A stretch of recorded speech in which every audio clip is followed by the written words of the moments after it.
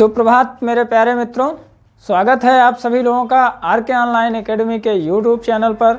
आशा है कि आप लोग अपने घर पर बहुत स्वस्थ मस्त होंगे और खूब बेहतरीन तरीके से अपनी तैयारी घर पर बैठकर कर रहे होंगे। मेरे प्यारे मित्रों, पिछले वीडियो में हमने आप लोगों को अलंकार के बारे में भलीभांति तरीके से बताया। थोड़ा सा वीडियो हल्का सा छाया आ गई है, लेकिन आशा करते हैं कि आप लोग उसको भलीभांति तरीके से एडजस्ट कर लिए होंगे, उसको समाहित कर लिए होंगे। आइए आज हम प्रयास करेंगे कि आज वीडियो बहुत ही क्लीन हो और बहुत ही भलीभांति प्रकार से आप उसको पढ़ सकें अच्छी तरह से। खास करके यह वीडियो यूपी टेट वालों के लिए है और उसके साथ बाकी सभी वनडे की एग्ज़ाम की तैयारी कर रहे लोगों के लिए भी है। तो आइए हम लोग आगे बढ़ते हैं। अलंकार में हम लोगों ने पढ़ा था कि अलंकार किसे कहते हैं, अलंकार के कुल कितने भेद होते हैं। तो मुख्य रूप से हमने बताने का प्रयास किया कि अलंकार 3 प्रकार के होते हैं, मुख्यतः 2 ही प्रकार के होते हैं, शब्दालंकार और अर्थालंकार। आइए हम लोग आज बात करेंगे शब्दालंकार में। एक भेद हमने आप लोगों को बता दिया था, अनुप्रास अलंकार। आज हम लोग बात करने वाले हैं यमक अलंकार की, और उसमें हमने आपको बताया था कि कुल कितने प्रकार के इसके भेद होते हैं। तो कुल मिलाकर के 7 प्रकार के होते हैं शब्दालंकार के भेद में और शब्दालंकार में। और 7 प्रकार के भेद में मुख्य रूप से हमको कितने प्रकार का पढ़ना है, तो मुख्य रूप से हम लोगों को 4 प्रकार के भेद का अध्ययन करना है। तो आइए हम लोग प्रयास करते हैं आज हम लोग इसको बेहतरीन तरीके से समझने का और पढ़ने का। तो आज हम लोग शुरू करते हैं कौन सा अलंकार, यमक अलंकार की शुरुआत करते हैं। हाँ दोस्तों, एक चीज़ और, जिन लोगों ने चैनल को सब्सक्राइब नहीं किया है अभी तक, वो लोग चैनल को सब्सक्राइब कर लीजिए। कक्षाएं प्रतिदिन चलने वाली हैं। शाम को कल हमने मैथ का भी वीडियो आप लोगों को प्रदान किया था। आज पुनः फिर हम आप लोगों को मैथ का और जीएस का दोनों का वीडियो आज शाम तक आप लोगों के पास पहुंच जाएगा। इसलिए खूब बढ़िया से मेहनत कीजिए, तैयारी कीजिए, तो भली बात तैयारी हो सकेगी। और यूपी टेट वाले तैयार रहें। आज आप लोगों का पर्यावरण का वीडियो मिलेगा, जो संभावित प्रश्न हैं उन प्रश्नों की एक सीरीज के साथ आज आप लोगों को दिया जाएगा। तो आइए देखते हैं हम लोग आगे यमक अलंकार। तो यमक अलंकार किसे कहते हैं यह भी ध्यान रखिएगा। यमक अलंकार का तात्पर्य क्या होता है? यमक का तात्पर्य होता है युग्म और इसका तात्पर्य क्या होता है? जोड़ा। अर्थात जहाँ शब्दों की आवृत्ति 2 या 2 से अधिक बार हो परंतु उसके अर्थ भिन्न भिन्न हो, तो वहाँ पर क्या होता है? यमक अलंकार होता है। तो इसको थोड़ा सा नोट भी करना चाहें तो कर सकते हैं। तो इसको लिख सकते हैं कि जहाँ शब्दों का प्रयोग 2 या 2 से अधिक बार किया गया हो, 2 या 2 से अधिक बार किया गया हो, अधिक बार किया गया हो, परंतु उनके अर्थ भिन्न भिन्न हो, उनके अर्थ भिन्न भिन्न हो, तो वहाँ यमक अलंकार होता है। तो यहाँ यमक अलंकार होता है। थोड़ा सा आप लोग जब यमक और श्लेष को पढ़ते हैं तो थोड़ा सा कन्फ्यूज़न होती है कि कौन सा यमक होगा, कौन सा श्लेष होगा। सबसे बेहतरीन तरीका आप लोग समझ लीजिए कि जब एक ही शब्द का कई अर्थ निकल जाए तो श्लेष होगा। श्लेष का मतलब होता है चिपका हुआ होना, उसी में अर्थ का छिपा हुआ होना। और यमक साफ साफ कहता है कि मैं जब भी आऊँगा अकेला नहीं आऊँगा, जोड़े में आऊँगा। वैसे तो प्रयास यही रहता है यमक अलंकार का कि लगातार आता है। 99% इसमें शब्दों की लगातार आवृत्ति होती है। कुछ वाक्यों में, कुछ कविताओं में लगातार आवृत्ति नहीं होती, 2 या 2 से अधिक बार होता है, परंतु उसका अर्थ क्या होता है? भिन्न भिन्न होता है। तो मेरे प्यारे मित्रों, इसको बहुत ही बेहतरीन तरीके से समझने का प्रयास कीजिएगा। आगे हम लोग चलिए इसके एग्जाम्पल को देखते हैं, इसके उदाहरण को देखते हैं। तो ये चीज़ समझ रहे होंगे कि जहाँ शब्दों का प्रयोग 2 या 2 से अधिक बार होता है परंतु प्रत्येक बार उसके अर्थ भिन्न भिन्न होते हैं, तो वहाँ पर कौन सा अलंकार होता है? यमक अलंकार की उत्पत्ति वहाँ पर होती है। तो आइए देखते हैं इसका उदाहरण। और यूपी टेट में तो विशेष रूप से इसको पूछा जाता है। यमक श्लेष अनुप्रास बहुत ही बेहतरीन तरीके से तैयार करके जाइएगा मेरे प्यारे मित्रों। तो देखिएगा, जैसे आप लोग अब तक ये एग्जाम्पल पढ़ते आए होंगे, कनक कनक ते 100 गुनी, कनक कनक ते 100 गुनी, मादकता अधिकाय, वा खाए बौराए जग, वा पाए बौराए। तो देखेंगे, कनक कनक ते 100 गुनी, मादकता अधिकाय, मादकता अधिकाय, वा खाए बौराए जग, वा खाए बौराए जग, वा पाए बौराए, वा पाए बौराए। देखिए मित्रों, कनक कनक ते 100 गुनी, मादकता अधिकाय, और वा खाए बौराए जग, वा पाए बौराए। कनक का यहाँ पर दो अर्थ है। देखिए, पहली पहचान तो इसकी हो गई कि दोनों लगातार आ गया।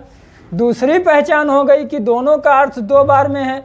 एक बार में किसका है, वा खाए बौराए जग, और दूसरा अर्थ कहाँ से निकलेगा यहाँ से कि वा पाए बौराए।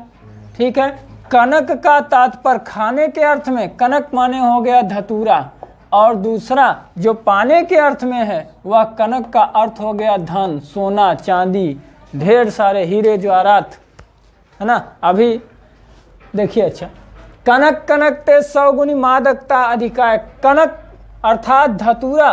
जो सामान्य व्यक्ति जब या तो धतूरा को खा लेता है या तो वह जरूरत से ज़्यादा धन पा लेता है, तो दोनों स्थिति में उसमें 100 गुना, 100 गुनी मतलब 1 गुना से 100 गुना मादकता, मादकता का तात्पर्य धतूरा के अर्थ में द्रव्य व्यसन हो गया, और मादकता का अर्थ क्या हो गया, घमंड हो गया।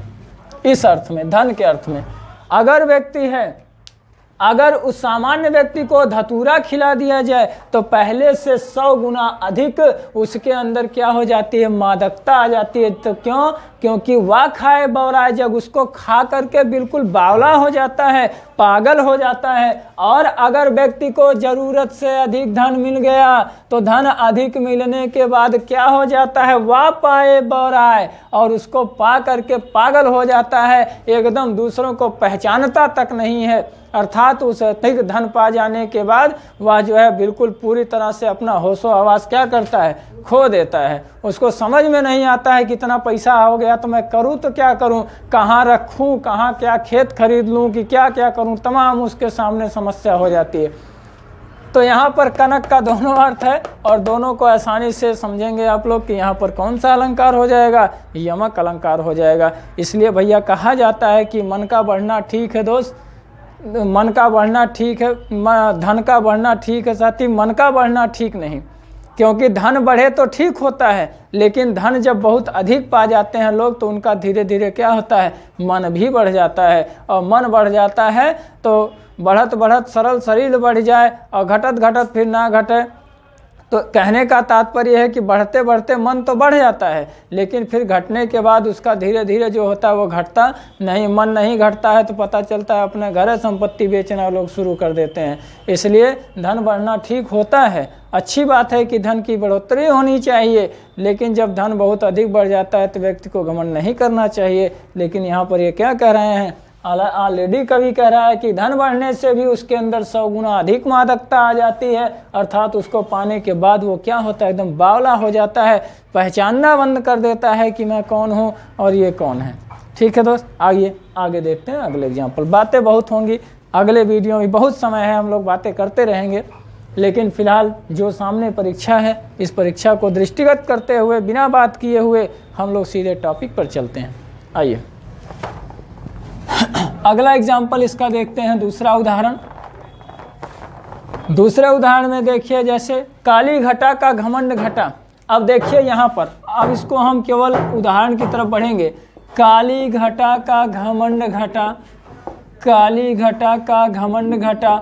अब यहाँ पर देखिए 2 बार घटा, एक बार काली घटा, काली घटा का मतलब हो गया बादल, और यहाँ पर दूसरा घमंड घटा, और घटा का मतलब क्या हो गया, कम हो जाना। तो यहाँ पर एक का अर्थ, घटा का अर्थ बादल हो गया और दूसरे का अर्थ क्या हो गया, कम हो जाना। तो यहाँ पर कौन सा अलंकार हो जाएगा, यमक अलंकार हो जाएगा, है ना। और देखिए दूसरा है, तो ऊपर वारो उर्वशी सुन राधिके सुधान, और तू मोहन के उर्वशी हुए राधिके समान। तो यहाँ पर भी देखिए यमक अलंकार हो जाएगा। और साथ ही साथ देखिए सबसे ऊंचे घोर मंदिर के अंदर रहन वाली है और ऊंचे घोर मंदिर के अंदर रहती है, 3 बेर खाती थी और 3 बेर खाती है। बड़ा ही सुंदर सा एग्जाम्पल है, याद रखिएगा। ऊंचे घोर मंदिर के अंदर रहन वाली है, ऊंचे घोर मंदिर के अंदर रहन वाली है, रहन वाली है। ऊंचे घोर मंदिर के अंदर रहन वाली है, ऊंचे घोर मंदिर के अंदर रहती है, ऊंचे घोर मंदिर के अंदर रहती है, घोर मंदिर के अंदर रहती है। और 3 बेर खाती थी, 3 बेर खाती है, 3 बेर खाती थी, 3 बेर खाती थी और 3 बेर खाती है, 3 बेर खाती है। देखिए, तो ऊंचे घोर मंदिर के अंदर रहन वाली है, ऊंचे घोर मंदिर के अंदर रहती है, 3 बेर खाती थी, 3 बेर खाती है। अब यहाँ देखिए अर्थ इसका भिन्न भिन्न है। एक महारानी है और रानी जब महलों में रहती थी, राजमहलों में रहती थी, ऊंचे ऊंचे महलों में रहती थी, तब वह तो ऊंचे घोर मंदिर, मंदिर का मतलब हो गया राजमहल। और जब रानी राजमहल में रहती थी तो स्वाभाविक है कि वहाँ नौकर चाकर सब लगे हुए होते थे, किसी प्रकार की कोई समस्या नहीं थी। और जहाँ कोई समस्या नहीं थी वहाँ स्वाभाविक है रानी कई बार खावे करेंगी। तो ऊंचे घोर मंदिर के अंदर रहने वाली है। जब रानी ऊंचे घोर मंदिर के अंदर रहती थी तब क्या करती थी, तब 3 बेर खाती थी। 3 बेर का मतलब 3 बार खाती थी। अब वही महारानी जब उनका राजमहल टूट गया, खत्म हो गया, सब कुछ नष्ट हो गया, तो नष्ट होने के बाद अब ऊंचे घोर मंदिर के अंदर रहती हैं। अब वही रानी कहाँ रहती है, ऊंचे घोर मंदिर। मंदिर का तात्पर्य यहाँ पर किसका है, झोपड़ी का है, घास फूस के बने हुए घर का है। अब वही रानी कहाँ रहती है, घोर मंदिर, जंगलों के बीच झोपड़ी में रहती है। तो अब झोपड़ी में रहती है तो क्या करती है, 3 बेर खाती है। अब वह मजबूरी में अपना जीवन दिन भर में 3 बेर, बेर का मतलब बैर, और वही बैर का फल खा करके अपना दिन क्या करती है, व्यतीत करती है। तो यहाँ पर दोनों में 2-2 अर्थ हैं और 2-2 अर्थ होने के कारण कौन सा अलंकार होगा, यमक अलंकार हो जाएगा। ठीक है भैया, चलिए आगे बढ़ते हैं। इस तरह से बहुत से माला फेरत जुग हुआ, मिटा न मन का फेर, कर का मन का डार के, मन का फेर। तो इस तरह से आशा करेंगे कि आप लोग आसानी से यमक अलंकार को पहचान सकेंगे, कोई समस्या नहीं होगी आपको पहचानने में। आइए आगे बढ़ते हैं श्लेष अलंकार। यह आपका तीसरा अलंकार होगा श्लेष अलंकार। श्लेष का अर्थ होता है श्लिष्ट, कठिन और चिपका हुआ। मुख्य रूप से याद कर लीजिए, श्लेष का अर्थ क्या होगा, चिपका हुआ, श्लिष्ट, एकदम बिल्कुल चिपका हुआ, है ना। और श्लेष का अर्थ क्या होगा, मुख्य रूप से ध्यान रखिए, श्लेष का मतलब समझ लीजिए। जब एक ही शब्द, ठीक है, जहाँ काव्य या साहित्य में एक ही शब्द के अनेक अर्थ हों, तो अनेक अर्थ होने पर वहाँ पर क्या हो जाएगा, श्लेष अलंकार होगा। शब्द एक हो, शब्द क्या हो, एक हो, परंतु अर्थ क्या हो, अनेक हो। शब्द एक अर्थ अनेक, क्या हो जाएगा, श्लेष हो जाएगा। शब्द एक हो लेकिन अर्थ उसके अनेक हो, तो अनेक अर्थ होने पर क्या हो जाएगा, श्लेष अलंकार। जैसे एक ऐसी दोहा लेते हैं जो आप लोग जानते होंगे, रहीमन पानी राखिए बिन पानी सब सून, पानी गए न उबरे मोती मानुष चून। अब देखिए उदाहरण के रूप में, रहीमन पानी राखिए बिन पानी सब सून, पानी गए न उबरे मोती मानुष चून। तो देखिए, रहीमन पानी राखिए बिन पानी सब सून, बिन पानी सब सून, पानी गए न उबरे, पानी गए न उबरे, मोती मानुष चून, मोती मानुष चून। देखिए भैया, रहीमन पानी राखिए बिन पानी सब सून, और पानी गए न उबरे मोती मानुष चून। तो रहीमन पानी राखिए, रहीमदास जी क्या कहते हैं कि पानी रखिए। अब पानी का यहाँ 3 अर्थ है।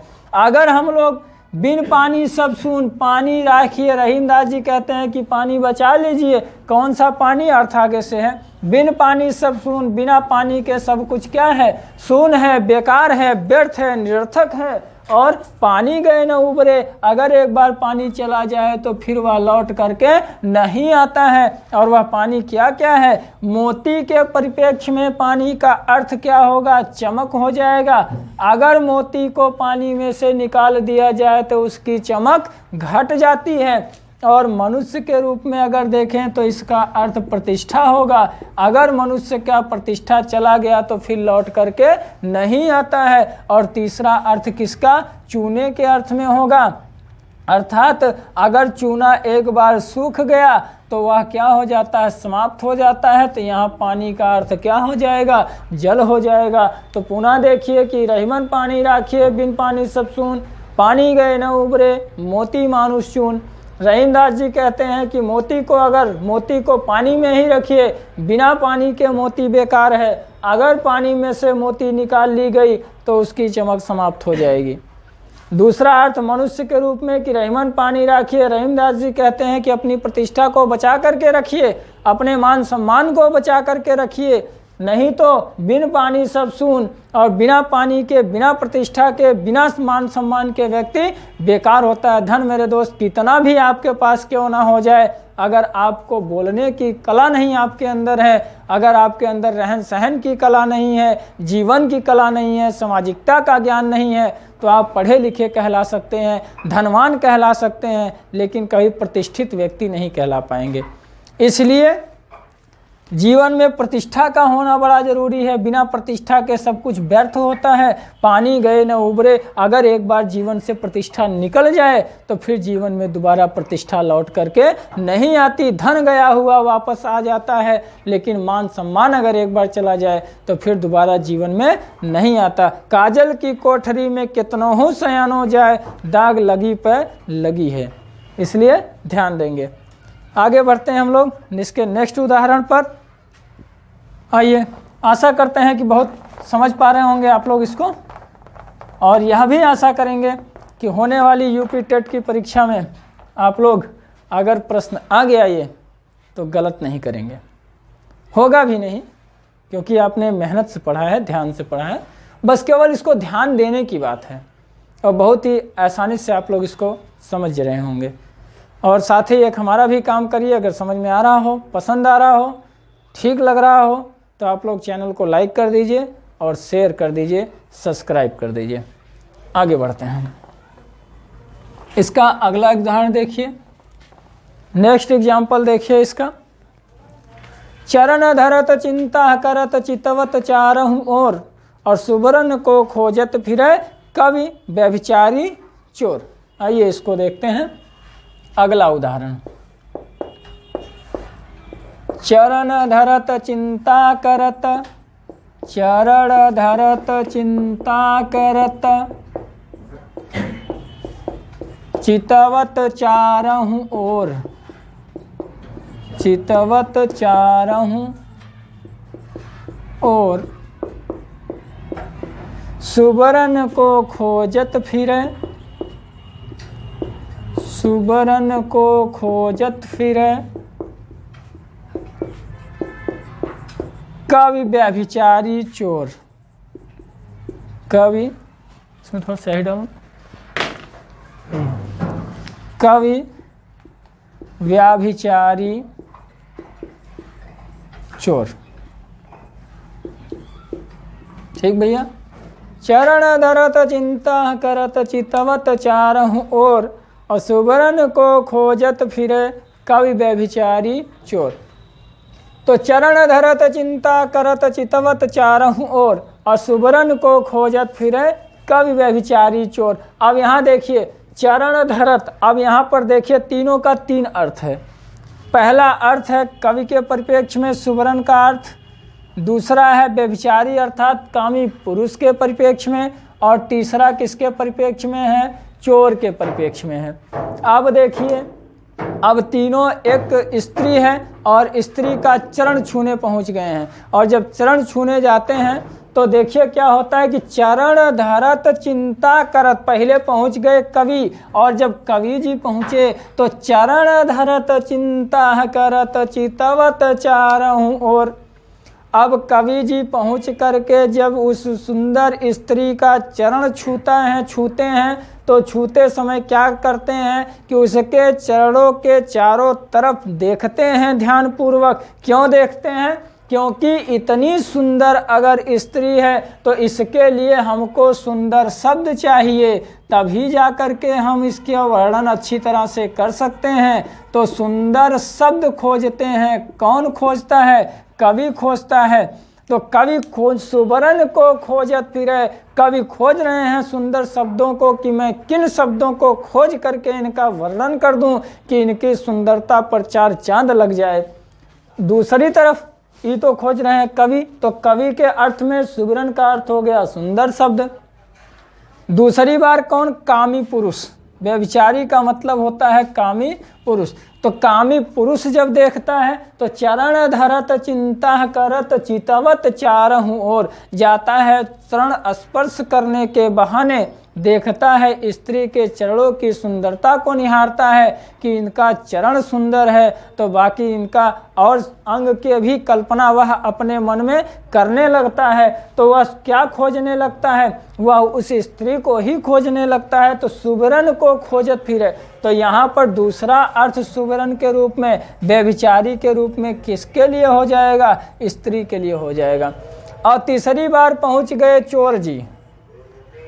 चोर जी इसलिए कहें क्योंकि भोजपुरी हमारी एक बहुत अच्छी भाषा है, और भोजपुरी में जानते हैं जब भोजपुरी में सिपाही जब चोर को पकड़ते भी हैं तो कहते हैं कि का चोर जी राउर चोरी कैली। हाँ, मतलब ऐसा लगता ही नहीं कि डांट रहे हैं कि चोर को पकड़ रहे हैं, का चोर जी राउर चोरी कैली जा। तो इस तरह से पूछते हैं, बड़ा मजा आता है सुन करके। तो देखिएगा तो चोर के परिप्रेक्ष्य में क्या होता है कि चरण धरत चिंता करत चितवत चारहु ओर। जब चोर पहुंचता है स्त्री के चरण छूने के लिए तो आप लोग कल्पना कर लीजिए चोर क्या खोज रहा होगा। न तो उसको सुंदर शब्द की ज़रूरत है, न सुंदर स्त्री की ज़रूरत है। वो जब चाहे पैर छूने गया तो देखा कि पैर में पायल वायल है कि नहीं है, अपना बढ़िया से पायल की तरफ देखा जब पायल 10,000 का है, जब पैर में इतना महंगा है तो गले में कितना महंगा होगा, अपनी कल्पना करने लगता है चोर। तो चोर क्या करता है? वह सुबरन का मतलब गहना खोजने लगता है, धन खोजने लगता है। तो सुबरन का अर्थ यहाँ पर क्या है? सोना चांदी गहना धन से है। ठीक है, तो यहाँ पर इसका 3 अर्थ है सुबरन का, इसलिए यहाँ पर कौन सा अलंकार होगा? श्लेष अलंकार हो जाएगा। ठीक है भैया, इसका स्क्रीनशॉट लीजिए, आगे देखिए। इस तरह से इसके बहुत सारे एग्जाम्पल आपको मिल जाएंगे। मेरी भव बाधा हरो राधा नागर सोए, मेरी भव बाधा हरो राधा नागर सोई, और जातन की झाई पर श्याम हरित दुति होई, और भूषण बिनु ना विराजई कविता वनिता मित्र। यहाँ पर भी हो जाएगा, ये श्लेष अलंकार होगा। ठीक भैया। इसमें रावण सीज सरोज वन चाली चली रघुबीर शील मुखधारी, इसमें भी हो जाएगा। तो मांगन को देख पट देत बार बार, यह भी हो जाएगा। तो यहाँ पर कई सारे उदाहरण हैं इसके, जो हमारी कक्षा में पढ़े हुए सभी भाई बहन अच्छी तरह से इसको समझ रहे होंगे। केवल उनको रिवाइज करने की आवश्यकता है। जो लोग YouTube चैनल पर नए भी हैं उनको भी आशा करते हैं कि बहुत बेहतरीन तरीके से समझ पा रहे होंगे। आइए आगे चलते हैं नेक्स्ट एग्जाम्पल पर। तो इस तरह से आशा है कि श्लेष अलंकार आप लोग बहुत बेहतरीन तरीके से समझ गए होंगे। एक अलंकार की तरफ हम लोग और बढ़ते हैं। अनुप्रास आपका क्लियर हो गया, फिर उसके बाद यमक हो गया, यमक के बाद आपका श्लेष हो गया, और श्लेष के बाद अब हम लोग पढ़ेंगे वक्रोक्ति अलंकार। एक अलंकार आपको और पढ़ाएंगे यूट्यूब के माध्यम से, जो कि पूछा जाता है बार बार, इसलिए थोड़ा सा इस पर भी ध्यान देंगे। तो वक्रोक्ति अलंकार, वक्रोक्ति अलंकार। और वक्रोक्ति का तात्पर्य क्या होता है? वक्रोक्ति का मतलब होता है, दो शब्दों से मिलकर बना हुआ है, वक्र धन उक्ति। वक्र माने टेढ़ी मेढ़ी, और उक्ति का मतलब होता है कथन या क्या होती है? बात होती है। तो टेढ़ी मेढ़ी बात मतलब इसका सीधा सा एक लाइन में आप याद कर लीजिए कि जब बातें कहीं और की कही जाए, कहा कुछ और जाए और समझा कुछ और जाए। ठीक है भैया? जब कहा, इसका ट्रिक याद कर लीजिए सबसे बेहतरीन तरीके से। जब कहा कुछ और जाए, जब कहा कुछ और जाए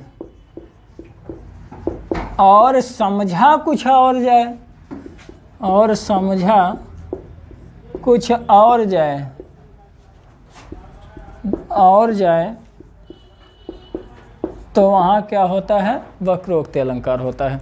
मतलब हम कहें कुछ और आप समझें कुछ और, तो अक्सर इसमें गलतफहमी हो जाती है, तो वहाँ पर क्या हो जाएगा?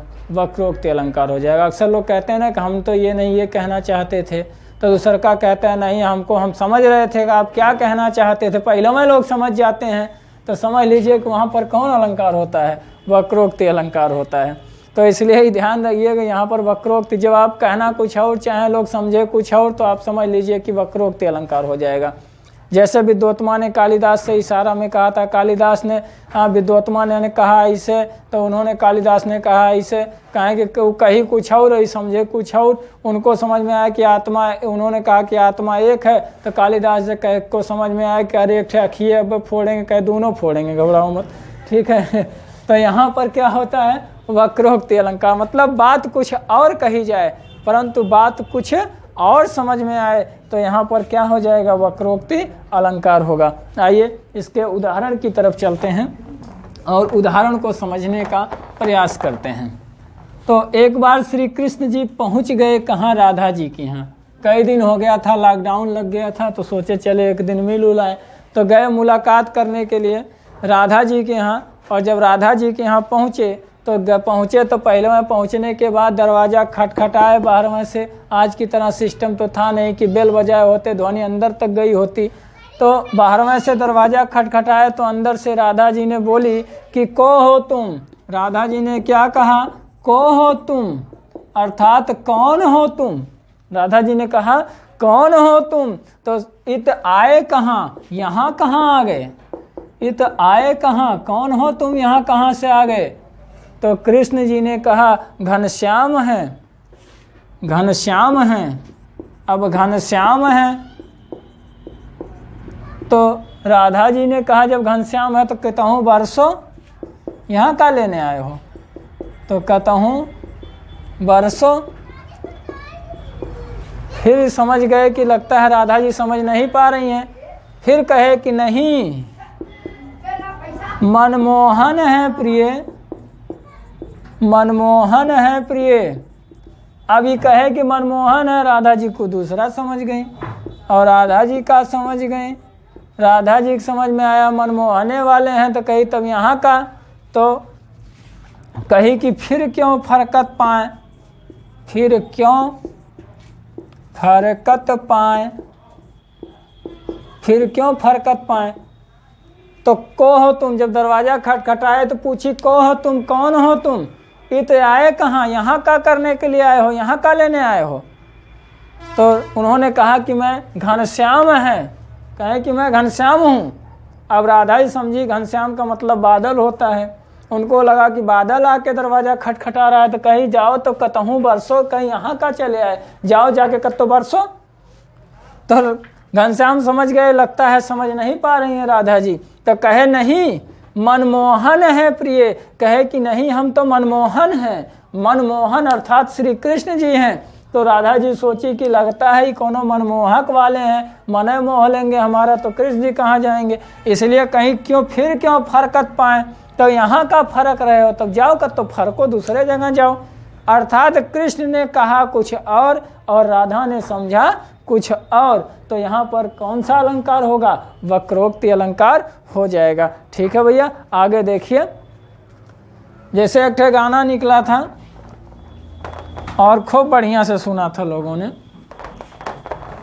और तनके हम भी सुन लिए थे, थोड़ के सुने थे कि हम मुस्कुराते हैं तो वो समझते हैं कि हंसने की आदत है मुझे, वे लोग ये क्यों नहीं समझते ये तो दिल लगाने की अदा है ना। तो ये थे बड़ा बढ़िया गाना था। अब वो वहाँ पर ऐसा लग रहा है कि हम मुस्कुराते हैं अर्थात हंसाने के लिए हंसते हैं, लेकिन कुछ लोग क्या समझ लेते हैं कि ये तो दिल लगाने की अदा है। तो इस तरह का है। चलिए आगे देखते हैं नेक्स्ट उदाहरण। फिर एक दिन कृष्ण जी उस दिन नहीं भेंट हो पाई, तो फिर एक दिन पहुँच गए। जब दूसरे दिन पहुँचे तो फिर वह हाल किए, दरवाज़ा बजाए, फिर दरवाज़ा खटखटाए, और जब दरवाज़ा खटखटाए फिर तो अंदर से राधा जी बोली, फिर वही बात बोली, कौन हो तुम, है ना, कौन तुम। अब की तो हद हो गई श्री कृष्ण जी की, कौन तुम। तो कहे कि मैं हरि हूँ राधे, बड़ा प्रेम से कहे कि मैं हरि हूँ राधे, मैं हरि हूँ राधे। तो राधा जी कही तब यहाँ का लेने आए हो, जब हरि हो तो जाओ तो बसो कानन पहाड़ पर, तो बसो कानन पहाड़ पर, तब यहाँ का लेने चले आए हो, है ना। तब फिर बेचारे बात दूसरी कहे प्रिय मधुसूदन, प्रिय मधुसूदन, अरे प्रिय मैं मधुसूदन हूँ। तो कही कि तेरो का काम, कहे तुम्हारा यहाँ कौन काम है, तब तेरो का काम। देखिए भैया कि कौन तुम। अब जैसे दरवाज़ा खटखटाए, राधा जी अंदर से बोली कौन हो तुम, तो कहे मैं हरि हूँ राधे, मैं हरि हूँ। तो ये तो हरि माने क्या होता है, श्री कृष्ण। अब श्री कृष्ण जी बताना चाहे कि मैं कहाँ हूँ, श्री कृष्ण हूँ, और हरि का मतलब वानर भी होता है। और राधा जी समझी कोनो वानर आ गया है, और वानर आ करके दरवाज़ा खटखटा रहा, तो कहीं यहाँ कहाँ तब वानर हो, तो जाके बसो कत्तो कानन पहाड़ पर। कानन मतलब जंगल में, तो जाओ कत्तो जंगल में पहाड़ पर जाकर के वास करो, यहाँ का करने आए हो। तो प्रिय, तो कृष्ण जी समझ गए कि राधा जी समझ नहीं पा रही हैं। फिर बताए कि प्रिय मधुसूदन है, मधुसूदन का मतलब होता है श्री कृष्ण जी। और राधा जी क्या समझी, मधुसूदन का माने क्या समझ गई, भंवरा समझ गई। और जब भंवरा समझ गई तो कही कि तेरो का काम, तुम्हारा यहाँ क्या काम है। तो यहाँ पर देखिए बातें कुछ और की गई और समझा कुछ और गया, इसलिए कौन सा अलंकार होगा, ये वक्रोक्ति अलंकार होगा। ठीक है भैया, अगर आप सभी लोगों को भली बात तरीके से पसंद आया हो तो वीडियो को लाइक करिए, शेयर करिए। ठीक है, चलते हैं, फिर मिलते हैं नेक्स्ट वीडियो में आप लोगों के साथ अर्थालंकार के साथ, और बहुत ही बेहतरीन तरीके से आपको बताएंगे उपमा रूपक सारे अलंकारों की एक श्रृंखला सीरीज पूरी लेकर के नेक्स्ट कल फिर आपसे मिलते हैं। तब तक के लिए आप सभी लोगों को धन्यवाद, और सुखी रहें, मस्त रहें, खुश रहें, हंसते मुस्कुराते रहें, चेहरे आप लोगों के खिले रहें। ठीक है, धन्यवाद।